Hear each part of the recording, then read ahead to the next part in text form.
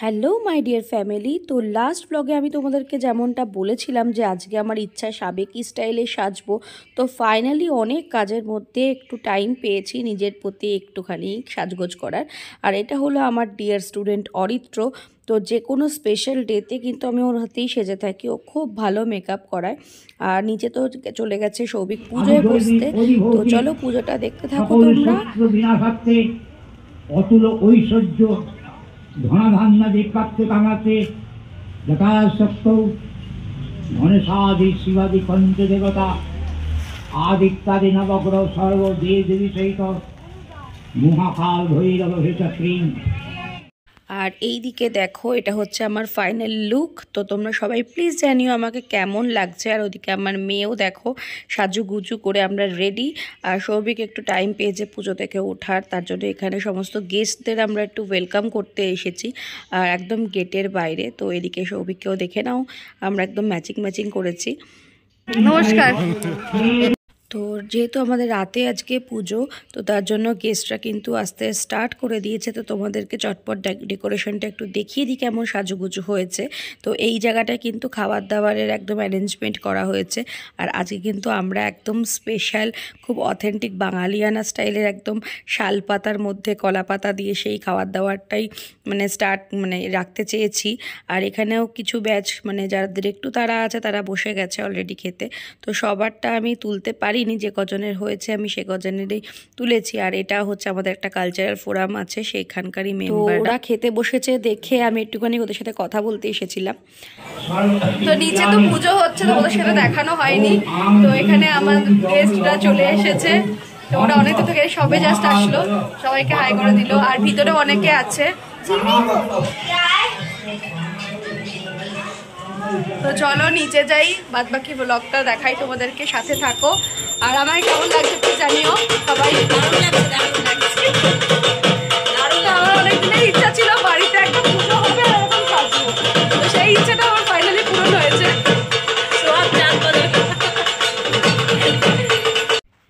তো বাড়ির পুজো হলে না ব্যাপারটাই পুরো আলাদা থাকে, পরিবেশটা এত সুন্দর হয় কি বলবো। আর এখানে সবাই বসে আছে পুজো দেখছে মায়ের। আর এখানে আমার পিসিরা, ওখানে পিসে মশাই, আমার জ্যাঠা জেঠি, সামনে আমার মা, সবাই এখানে বসে আছে। অঞ্জলি অনেকে দেবে তাই সেটার অপেক্ষায় বসে আছে। আর ব্যাচও মোটামুটি এটা বসে গেছে, এটা প্রায় 2-3 নম্বর ব্যাচ চলছে। আর ওদিকে সৌভিক তো বারবার যাচ্ছে, যেহেতু গেস্টরা আসছে তো তাদেরকে দেখা করতে, তাদেরকে নিয়ে আসতে। আর ঠান্ডাটাও বেশ পড়েছে। তো এটা যেহেতু আমাদের অটন্তি পুজো প্রথম বছর, তো দারুণ মজা করছি আমরা।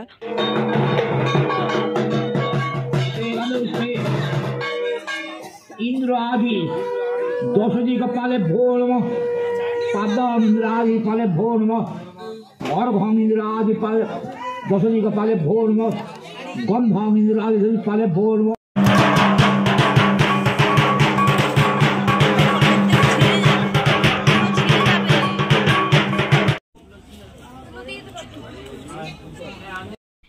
তারপরে ফাইনালি পুজো হওয়ার পরে আমরা এখানে অঞ্জলি দিতে বসেছি। আর এখন অনেক রাত্রির হয়ে গেছে আর লোকজনও প্রায় চলে গেছে। এখন এই কজন সব বাড়ির মেম্বার, যেহেতু আমার 51 পরিবার, তার জন্য পরিবারে কিন্তু অনেকজন। এখানে আমার শাশুড়ি মা, জেঠি শাশুড়ি, আমার মা, তারপরে আমার বাড়ির 4 ভাসুর, তারপরে এক ডাক্তার দাদা তার ফ্যামিলি, তারপরে আমার এই স্টুডেন্টগুলোকে তো দেখতেই পারো, ওরা একদম শেষ পর্যন্ত আমার সাথে ছিল। আর এই মুহূর্তটা কিন্তু ভীষণ আবেগঘন মুহূর্ত, এই মায়ের অঞ্জলি দেওয়ার মুহূর্তটা। এটার জন্য আমরা সকাল থেকে ওয়েট করছি। তো ফাইনালি এখন বাজে প্রায় রাত্রির 1টা। তো এখন ফাইনালি আমাদেরকে অঞ্জলি শেষ হলো। এরপরে আবার হোম হওয়া এখনো বাকি আছে।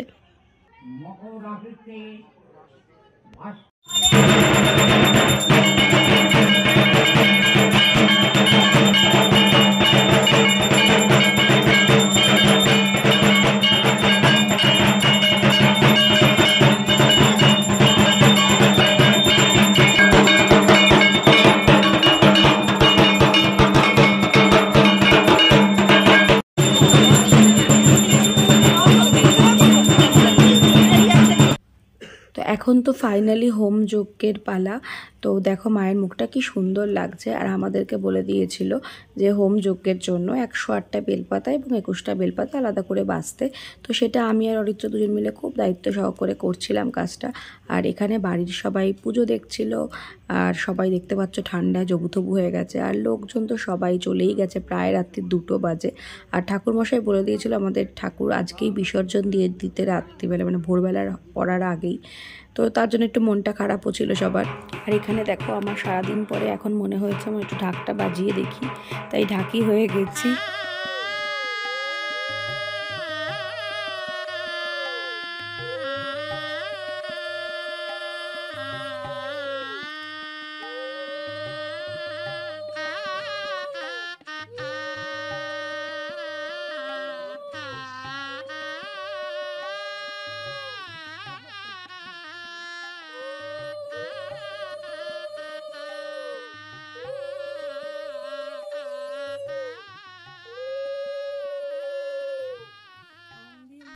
সারাদিনের পরে এত ভালো লাগা, এত আনন্দের মাঝখানে সেই বিষাদের সুরটা আবার চলে এসেছে, কারণ এখন মাকে বিদায়ের পালা।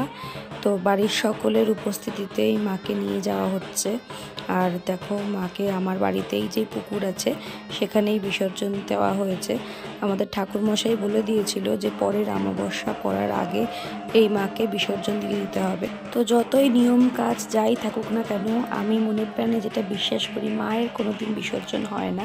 মা থাকে আমাদের মনে, প্রাণে, চিন্তায়, সব কিছুতে। তো সবাইকে ভালো রেখো মা। আমাদের দ্বারা যদি কোনো ভুল ত্রুটি হয়ে থাকে নিজ সন্তান মনে করে ক্ষমা করে দিও। আসছে বছর আবার এসো। সবাই খুব ভালো থেকো। কেমন লাগলো ভিডিওটা অবশ্যই জানিও। দেখা হচ্ছে অন্য একটা ভিডিও নিয়ে অন্য এক সময়। টাটা।